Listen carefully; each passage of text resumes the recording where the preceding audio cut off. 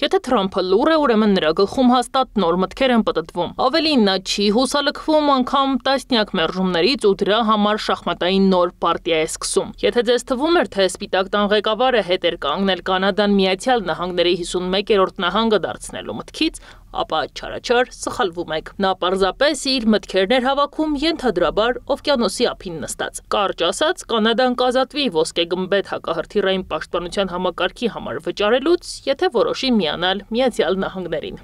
Կանադան, որը շատ է ցանկանում դառնալ մեր հիասքանչ ոսկե գմբեթ համակարգի մի մասը, ասել եմ, որ դա նրա վրա 61 միլիարդ դոլար կնստի, եթե նրանք մնան առանձին, բայց անհավասար ազգ, սակայն արժեքը $0 կկազմի, եթե նրանք դառնան Բաղձալի 51-րդ նահանգը։ Թրամփը նախորդ շաբաթ Սպիտակ տանը ներկայացրել էր ոսկե գմբեթ ծրագրի գաղափարը, թեև ծրագրի մանրամասները դեռ պարզ չեն, բայց նախագահը պնդել է, որ ծրագիրն ընդհանուր առմամբ արժե $175 միլիարդ։ Այն Միացյալ Նահանգներին թույլ կտա որսալ հրթիռներ արձակված ցանկացած վայրից, նույնիսկ տիեզերքից։ Ընտրել ենք նորագույն համակարգիչ արտարապետությունը, որը տեղադրվելու է ցամաքում, ծովում և տիեզերքում, այդ թվում տիեզերական հիմքով սենսորներ ու միջամտող սարքեր։ Ոսկե գմբեթի այս ձևաչափը կմիացվի մեր գոյություն ունեցող պաշտպանական կարողություններին և պետք է ամբողջությամբ գործարկվի իմ պաշտոնավորման ավարտից առաջ։ Այսինքն մոտ 3 տարվա ընթացքում մենք կավարտենք այն, և մենք կունենանք երբևէ կառուցված ամենալավ համակարգը։ Ինչպես գիտեք, մենք օգնեցինք Իսրայելին իրենց համակարգի կառուցման համար, և դա շատ հաջողված էր։ Հիմա ունենք տեխնոլոգիա, որը նույնիսկ ավելի զարգացած է։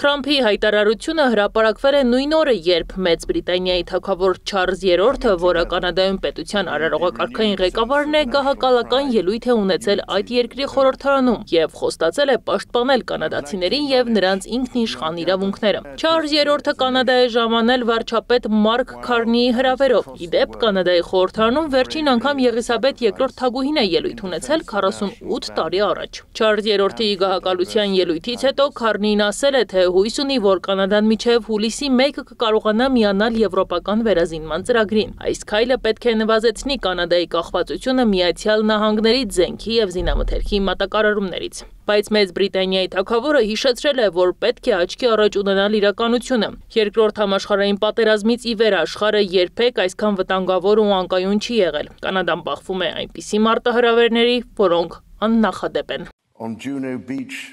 Շատ կանադացիներ անհանգստացած են փոփոխվող աշխարհի պատճառով։ Հիմնական փոփոխությունները միշտ անհանգստացնող են, սակայն այս պահը նաև բացառիկ հնարավորություն է վերականգնման, ավելի խորը մտածելու և ավելի մեծ գործելու համար։ Սա հնարավորություն է նախաձեռնել տնտեսության ամենամեծ տրանսֆորմացիան երկրորդ համաշխարհային պատերազմից ի վեր։